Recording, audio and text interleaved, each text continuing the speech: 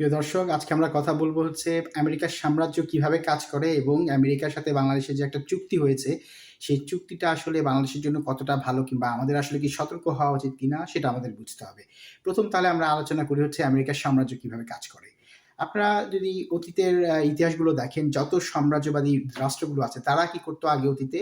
অতীতে কিন্তু সাম্রাজ্য বিস্তার হতে হচ্ছে দেশটাকে ফিজিক্যালি দখল করে। অর্থাৎ আপনি গিয়ে একটা দেশ দখল করবেন এবং আপনি সেখানে আপনার ইনফ্লুয়েন্স কিংবা আপনার একটা কলোনি স্থাপন করবেন, অর্থাৎ আপনি একটা সাম্রাজ্য বিস্তার করছেন আপনার। এভাবে করে অতীতে যে দেশগুলো আছে তারা কিন্তু সাম্রাজ্য বিস্তার করেছে। কিন্তু এখনকার সময় কিন্তু সাম্রাজ্য এভাবে বিস্তার করা হয় না। এখন যেটা করা হয় বিভিন্ন রকম আ বি দেশগুলোর মধ্যে বিভিন্ন রকম ঐক্য করে, যেমন বিভিন্ন রকম আছেন, যেমন এখন ব্রিক্স আছে এবং বিভিন্ন রকম আছে, ন্যাটো আছে। বিভিন্ন রকম এই ধরনের সামরিক জোট করে, কখনো অর্থনৈতিক জোট করে কিংবা বিভিন্ন রকম অর্থনৈতিক এগ্রিমেন্ট করে কিন্তু সাম্রাজ্যটা বিস্তার করা হয় এবং এই সাম্রাজ্যটা বিস্তার করার মূল যেই দেশটা এই মুহূর্তে সবচাইতে বেশি প্রভাবশালী কিংবা যার হেজেমনটা সবচাইতে বেশি, যার মানে পুরো পৃথিবী জুড়ে যার প্রভাবটা সবচেয়ে বেশি, সেটা হচ্ছে আমেরিকা। কারণ আমরা এখন আমেরিকান সাম্রাজ্যবাদের মাঝেই আছি। আমরা বলে থাকি এটা হচ্ছে একটা ইউনিপোলার আর ওয়ার্ল্ড, অর্থাৎ এর মানে হচ্ছে যে আমরা আসলে আমেরিকার একক সাম্রাজ্যবাদের মাঝে আছি। তো এই যখন অবস্থা তখন আপনাকে চিন্তা করতে হবে, কারণ আপনি দেখেন আমেরিকার সাম্রাজ্যটা এই মুহূর্তে কিভাবে বিরাজ করছে। যেমন ধরুন আমি আপনাকে উদাহরণ দিই, পেট্রো ডলারের মাধ্যমে কিন্তু আমেরিকা পুরো পৃথিবী জুড়ে একটা সাম্রাজ্য বিস্তার করছে। পেট্রো ডলারটা কি আমরা অনেকেই জানি। পেট্রো ডলারটা হচ্ছে আসলে কি, যে আপনাকে যদি তেল কিনতে হয় তাহলে আপনাকে সেটা ডলারে কিনতে হবে। আপনি পৃথিবীর যেই দেশেই যান আপনাকে ডলারে কিন্তু তেল কিনতে হবে। অর্থাৎ আপনি আমেরিকান ডলার কিনবেন, তারপরে সেই ডলার দিয়ে আপনি কিন্তু পৃথিবীর বিভিন্ন দেশ থেকে তেল কিনবেন। এই যে পেট্রো ডলার, তেল গ্যাস কিনবেন। সুতরাং এই বিষয়টা কিন্তু আমেরিকা চালু করে রেখেছে পুরো পৃথিবী জুড়ে, এবং যাতে করে তাদের ডলারটা শক্তিশালী অবস্থায় থাকে। এটা কিন্তু তারা এই অর্থনৈতিকভাবে তারা কিন্তু এইভাবে পৃথিবী জুড়ে একটা সাম্রাজ্য বিস্তার করেছে পেট্রো ডলার দিয়ে।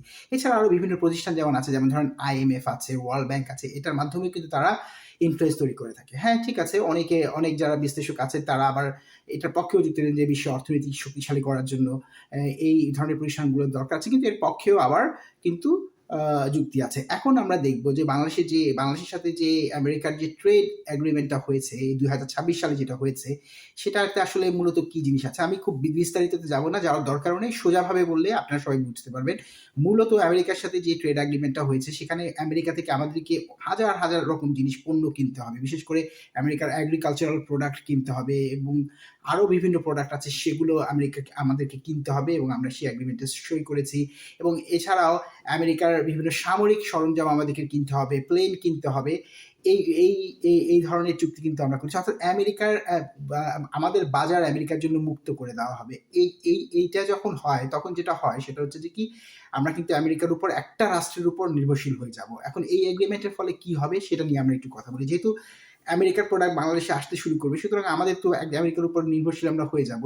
এই নির্ভরশীলটা হয়ে যাওয়ার একটা কারণও কিন্তু আছে, সেটা আমরা একটু দেখার চেষ্টা করি। প্রথম কারণটা হচ্ছে, যেহেতু আমরা আমেরিকাতে পোশাক রপ্তানি করি এবং আমাদের যে তৈরি পোশাক, যেটা বিদেশি আসলে আমাদের বৈদেশিক মুদ্রা অর্জনের ক্ষেত্রে একটা সবচেয়ে বড় খাত, সেটা আমেরিকার মাধ্যমে আসে। সুতরাং আমেরিকা আমাদের উপর এই ধরনের এগ্রিমেন্ট কিন্তু চাপিয়ে দিয়েছে এবং আমরা সেটা করতে, আমাদের সরকার করতে রাজি হয়েছে। কিন্তু এখানে আপনাকে বুঝতে হবে সেটা হচ্ছে, এই ধরনের এগ্রিমেন্ট যখন আপনি করবেন এবং আপনি যখন একটা দেশের উপর নির্ভরশীল হয়ে যাবেন, তখন কিন্তু সেই দেশ যখন তখন আপনার উপর প্রভাব বিস্তার করবে। সে যখন তখন বলবে আমার এটা করো, ওটা করো, আমার কথা শুনো।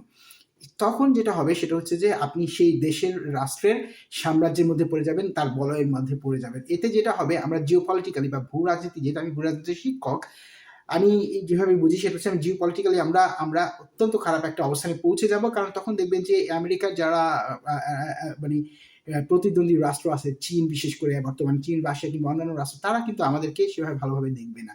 আমি যেটা মনে করি, বাংলাদেশের বাজারটা উন্মুক্ত রাখার জন্য এই ধরনের এগ্রিমেন্ট নিয়ে কিন্তু বাংলাদেশের উচিত অবশ্যই সেটা পুনর্বিবেচনা করা। কারণ আপনি দেখবেন মধ্যপ্রাচ্যের দেশগুলো, দেখবেন এই যে মধ্যপ্রাচ্যের দেশগুলো আমেরিকার উপর নির্ভরশীল হয়ে গেছে। ইরান যুদ্ধের ফলে এখন কি হয়েছে দেখছে তো?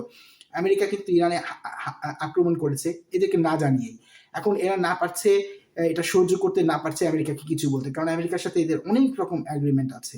এই যে সৌদি আরব কিছুদিন আগে যেমন ইরানে আক্রমণ করতে চেয়েছিল ডোনাল্ড ট্রাম্প, এই মঙ্গলবারই বা গত মঙ্গলবারই আক্রমণ করতে চেয়েছিল, এবং সৌদি আরব নাকি ট্রাম্পকে নিষেধ করেছে, অনুরোধ করেছে। অর্থাৎ তাকে অনুরোধ করতে হচ্ছে সৌদি ভূমি ব্যবহার করে ইরানে আক্রমণ করবে, সৌদিকে এটা অনুরোধ করতে হচ্ছে। সুতরাং এই যে পুরো এগ্রিমেন্টে আমাদের এখানে কিন্তু জিওপলিটিক্যাল খেলা আছে, স্ট্র্যাটেজিক খেলা আছে, এটা আমাদেরকে বুঝতে হবে। আমি মনে করি রাজনীতির ঊর্ধ্বে উঠে গিয়েও বাংলাদেশ সরকারের উচিত, আমি কোনো রাজনৈতিক দ্বন্দ্বে যাচ্ছি না, কিন্তু আমি যেহেতু জিওপলিটিক্সটা পড়াই এবং লেখালেখি করি, প্রচুর লেখালেখি করি, সুতরাং সেই জায়গা থেকে আমার মনে হয়েছে যে এই এগ্রিমেন্টটা পুনর্বিবেচনা করা বাংলাদেশ রাষ্ট্রের জন্য অত্যন্ত জরুরি একটা দরকার। কোনো একটা রাষ্ট্রের মানে জিওপলিটিক্যাল খেলার আমরা যাতে কোনো একটা অংশ না হয়ে যাই, কারণ সেটা হলে আমাদের রাষ্ট্রের জন্য এটা কিন্তু সামনে ভয়াবহ বিপদ ডেকে আনতে পারে। প্রিয় দর্শক, আজকে এই পর্যন্তই। আগামী ভিডিওতে আগামীকাল আবার দেখা হবে নিশ্চয়ই। সবাই ভালো থাকবেন।